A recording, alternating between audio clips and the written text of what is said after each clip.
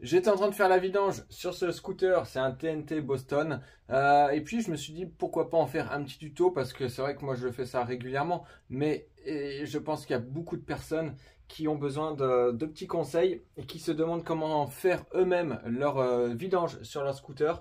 Là on est sur ce qu'on appelle du scooter chinois. Donc la motorisation est standard à beaucoup de marques de scooters qui viennent de Chine. Donc là, je vais te montrer comment on fait la vidange. Tu vas voir, il n'y a rien de compliqué. Je pense que tout le monde peut le faire.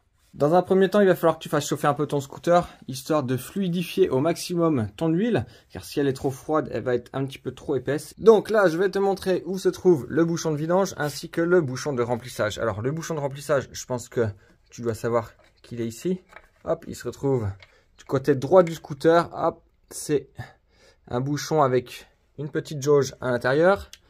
Hop, pour le moment, je vais le laisser dessus. Et le bouchon de vidange, il va se trouver, lui, en dessous. Donc, c'est le bouchon que je te note ici avec une flèche. Sur ce modèle-là, on est sur une empreinte en 17. Donc, il va te falloir une clé de 17. Il va te falloir une petite bassine. Et je te conseille fortement aussi d'avoir du chiffon. Et vu que c'est le grand luxe, aujourd'hui, je te mets aussi de la lumière. Donc, ta vis, enfin ton bouchon de vidange qui se trouve ici. Donc, ta clé de trait de 17.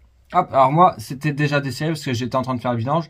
Hop, mais généralement, il faut donner tac, un petit coup de main dessus parce que l'alu contre alu, ça a tendance à s'oxyder et à coller un petit peu. Donc, tu desserres hop, un petit peu.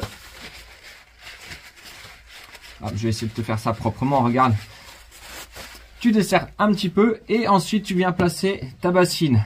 Parce qu'en fait, arrive un moment, tu vas voir que l'huile, elle va couler.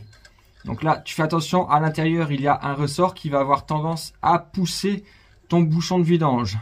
Donc, hop, tu fais attention quand ça descend, hop, hop, hop. Et tu regardes bien que tout vienne avec.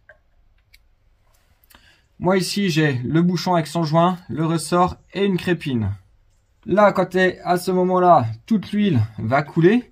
Au niveau du montage, donc tu as ton bouchon avec un joint torique qu'il va falloir changer si celui-ci est abîmé ou qu'il est un petit peu trop aplati.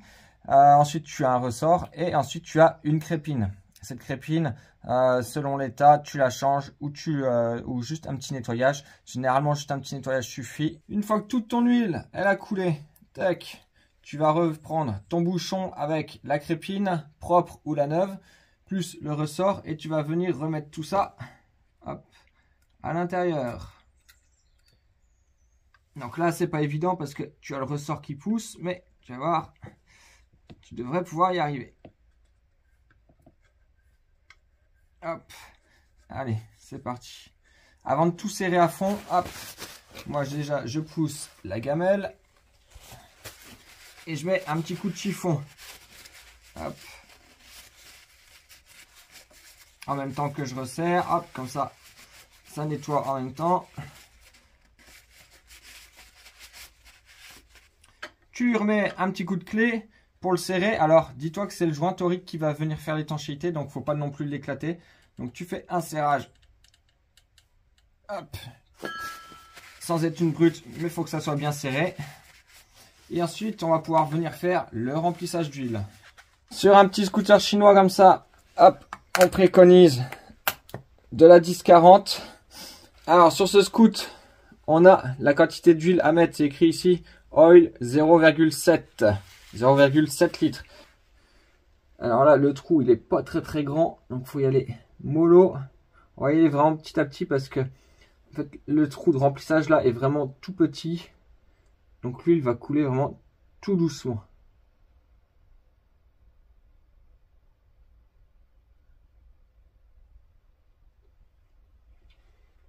Toc, allez. Petite musique d'ascenseur.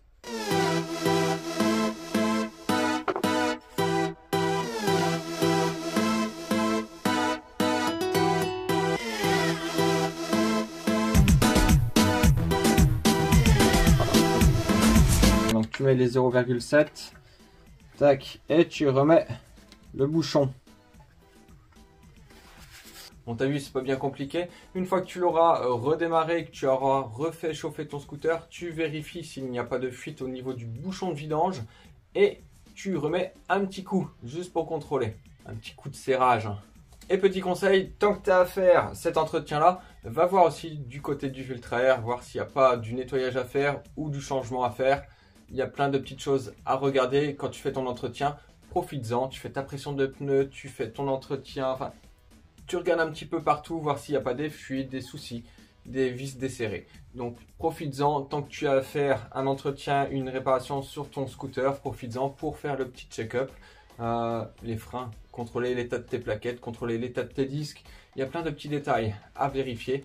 Si tu veux d'autres tutos, n'hésite pas à me le mettre dans les commentaires. On essaiera d'en faire un petit peu plus détaillé sur des points un peu plus spécifiques. N'hésite pas à le dire. En attendant, moi je te dis à la prochaine vidéo et bonne mécanique.